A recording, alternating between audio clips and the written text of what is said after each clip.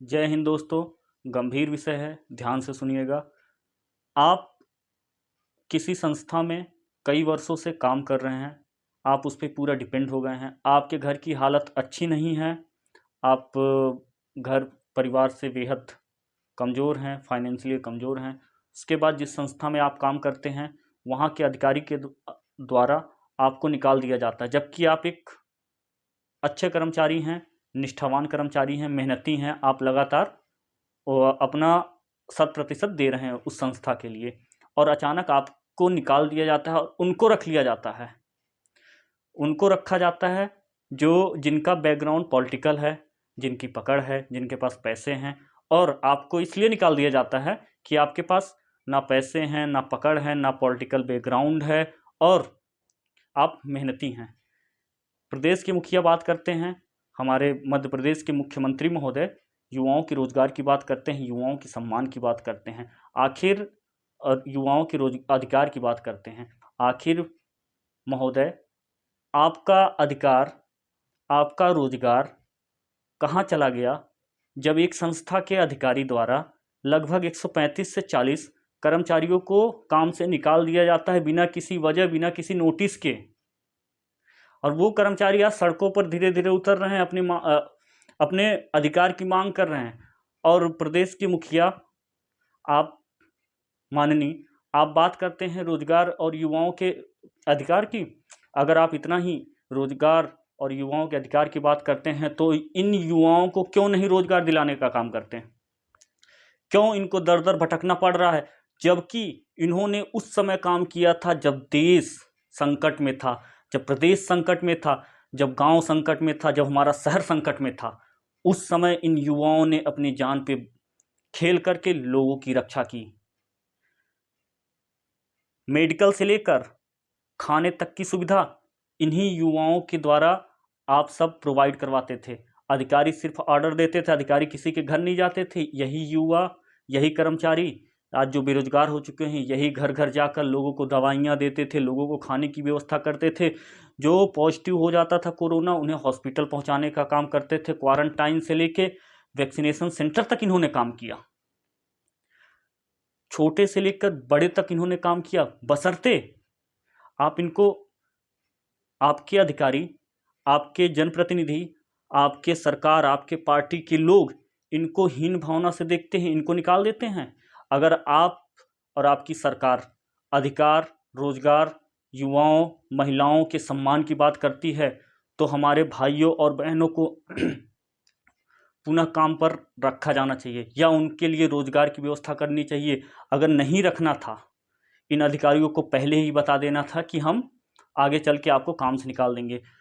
लोग बाहर से नौकरियां छोड़ छोड़ के आए, इनको इसलिए बोल के रखा गया, मौखिक रूप से बोला गया कि तुम आगे चल के संविदा से सरकारी हो जाओगे, काम करते रहो। बेचारे लगातार 2 से 3 साल तक काम करते रहे, उसके बाद आप निकाल दिए।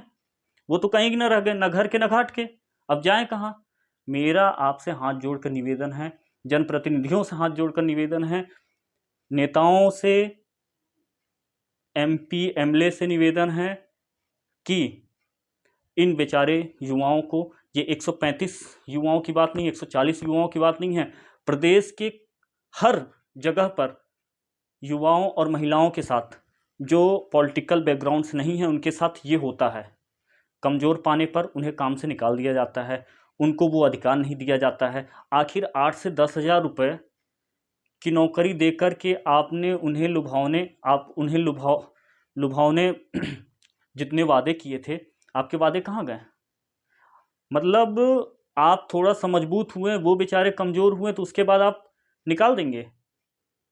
अब जब अधिकार की मांग कर रहे हैं तो आप उनको FIR की धमकी देते हैं, आप उनको कहते हैं कि हम फंसा देंगे, आप उनके साथ ज़बरदस्ती अपनी धौंस जमाते हैं, अपने पावर का दम दिखाते हैं। ऐसा नहीं चलेगा।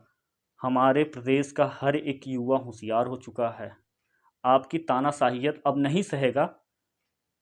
हो सकता है कि जैसे इन 135 से 40 युवाओं के साथ हुआ हो, आप भी कहीं न कहीं आपके साथ भी शोषण हुआ और जिसकी आवाज़ आप नहीं उठा पाए। हर एक बदले का जवाब दिया जाएगा। हर एक अपमान का बदला लिया जाएगा।